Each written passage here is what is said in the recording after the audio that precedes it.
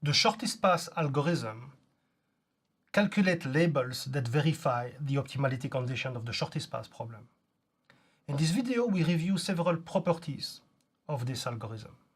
Let's first review the ingredients of this algorithm. All the arcs on the network are associated with a cost, Cij. All the nodes are associated with a label, lambda I, and the algorithm is maintaining a set of nodes that we call capital S. In the beginning, all the labels are initialized to plus infinity except the one at the origin O, which is initialized to 0. And the set of nodes S is initialized with this origin node O. At each iteration, we choose a node I in S, and we consider all the arcs leaving I. If the optimality condition is not verified, we update the label. We check if it is consistent with the lower bound. If not, we can stop. There is no shortest path. If so, we update the set of nodes S by including node J because its label has been updated. Once all the arcs leaving I have been treated, we can remove node I from the set S, and we will stop these iterations as soon as S is empty. We first derive properties that are valid at the end of each iteration. The first one says that if a node is in the set S, then its label is not equal to infinity. We can prove this result by induction. This is true after initialization. Indeed, at initialization, there is only one node in S, and we know that its label is 0, so it's not infinity. Let's assume now that the property is true at the beginning of the iteration. It means that when we treat node I, its label is a finite number.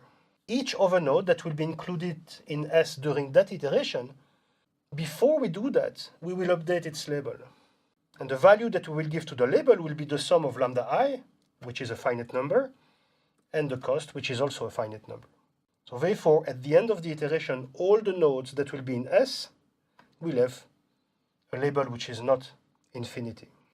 The second property that is true at the end of each iteration of the algorithm is the following.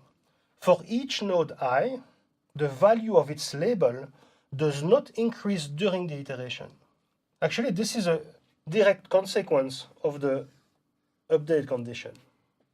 Indeed, the only possibility for a label to be updated is because its value was strictly greater than lambda I plus Cij. It means that its value will decrease during that iteration, which proves the result. We now want to show that at the end of each iteration, every label which is not infinity represents the length of one path from the origin node O to the node I. And we will show it using induction.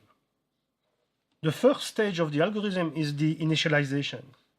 After initialization, only one node has a label which is not infinity. This is node O, and the label that we associate with node O is 0. Actually, 0 can be interpreted as the length of a path from O to O, which has length 0 because we stay at the same node. So this interpretation is valid in the beginning. Now let's look at the first iteration of the algorithm. The first iteration starts from node O and considers all the arcs that are leaving the node.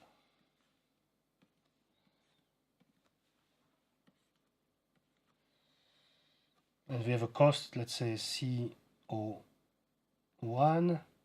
CO2, CO3. And we have node 1, node 2, and node 3. During the first iteration, the labels of these nodes will be updated to the label of node O, which is 0, plus the cost of the arc, which will be equal to the cost of the arc. So for node 2, the new label will be the cost of the second arc, and node 3, the label will be the cost of the third arc.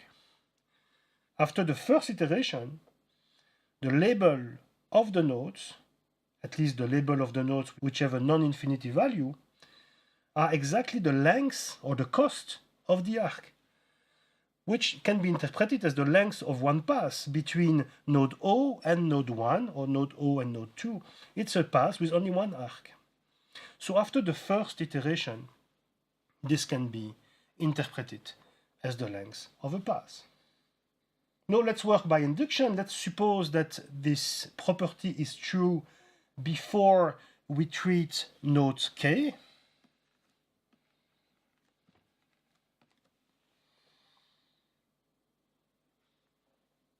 And let's show that it will be again valid after the treatment of node K. So because we treat node K, it means that K is in S. So it means that, as we have seen before, lambda K is not infinity. It means also that from the assumption of the induction, because it's not infinity, lambda K represents the length of one pass from O to K. This is the induction assumption. And now during this iteration, what we will do is to add one arc to the pass as we have seen before. It means that the new label that we will obtain here will be lambda K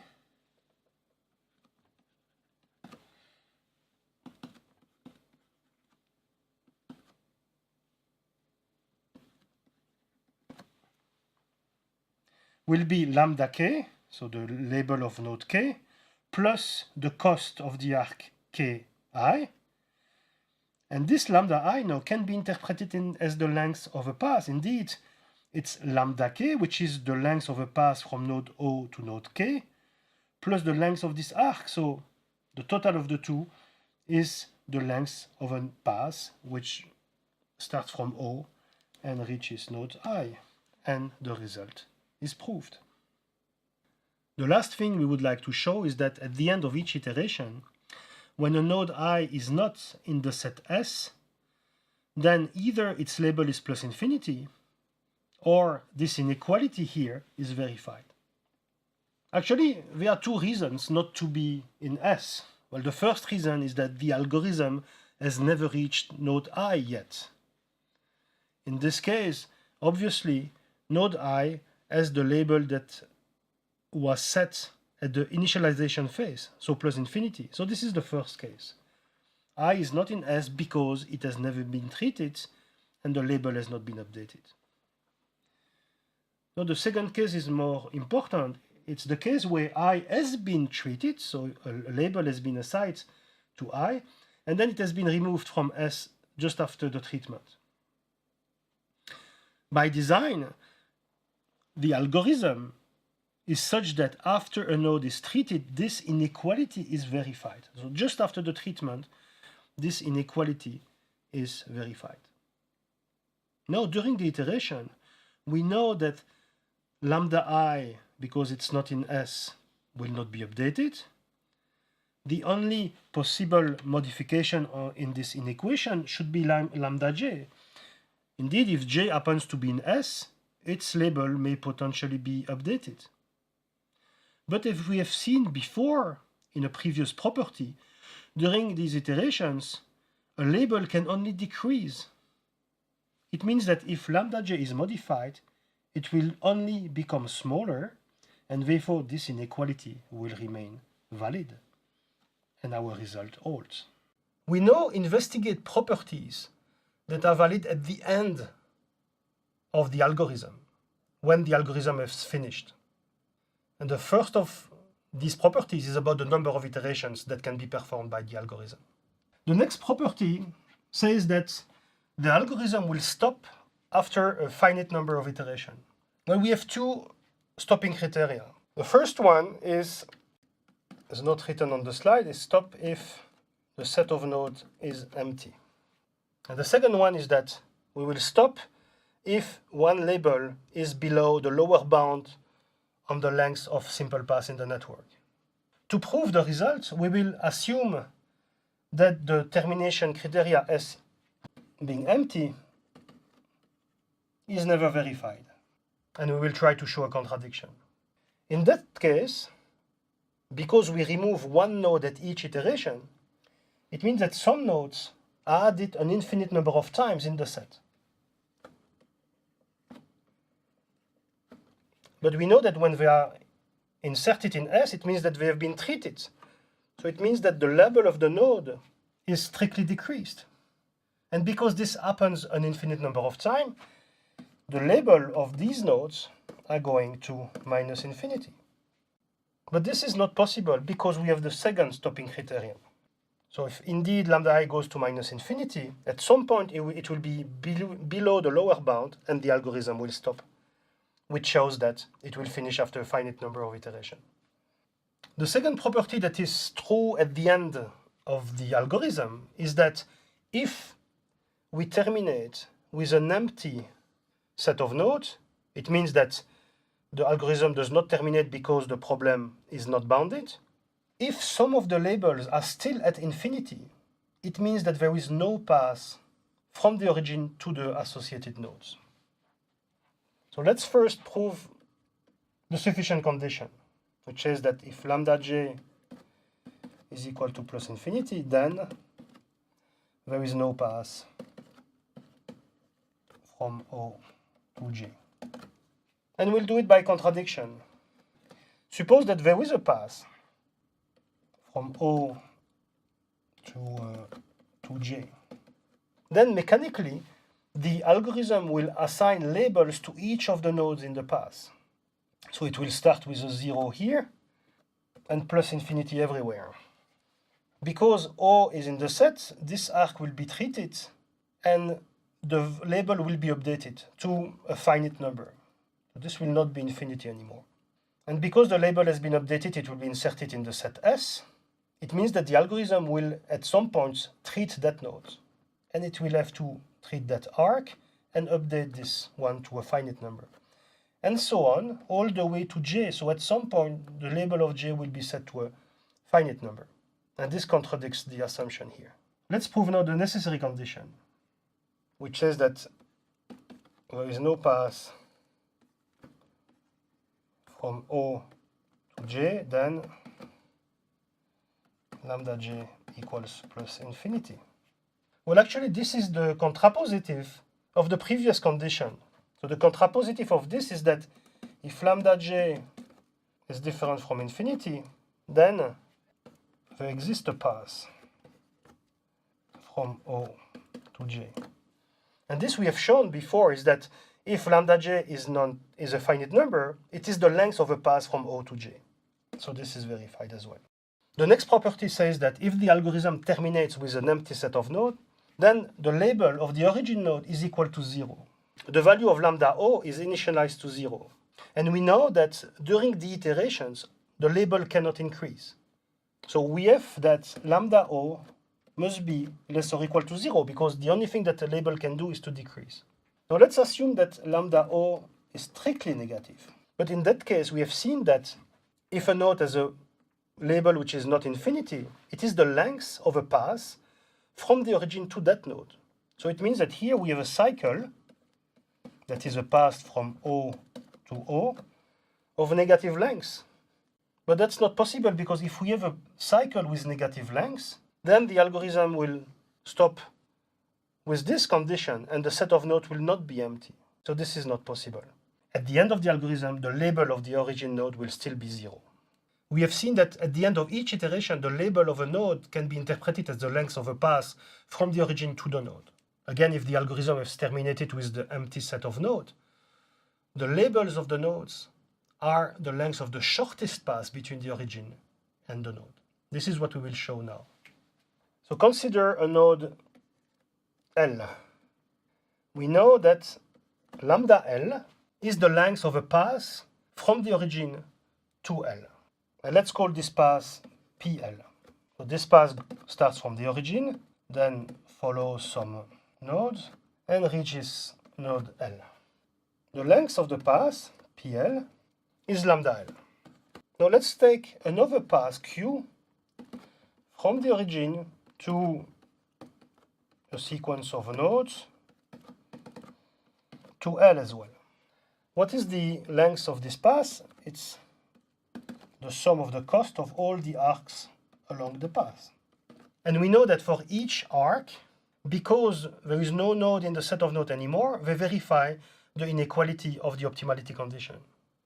So we know that this will be greater or equal to lambda J1 minus lambda O plus lambda J2 minus lambda J1 plus lambda L minus lambda Jk.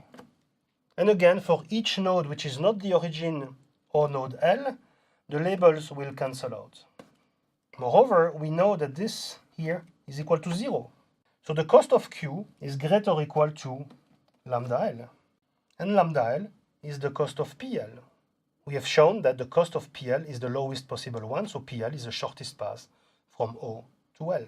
The next property says that if the algorithm terminates with an empty set of nodes, for each node in the network which is not the origin and a node that has a finite label, we have that lambda j can be calculated as the minimum of all arcs reaching j of lambda I plus Cij. The value of lambda j can be calculated by calculating lambda I plus Cij for each of the incoming arc and taking the smallest value. We have seen in the previous property that the labels at the end of the algorithm can be interpreted as the length of the shortest path from origin O to each of the nodes. It means that these labels must verify the optimality conditions.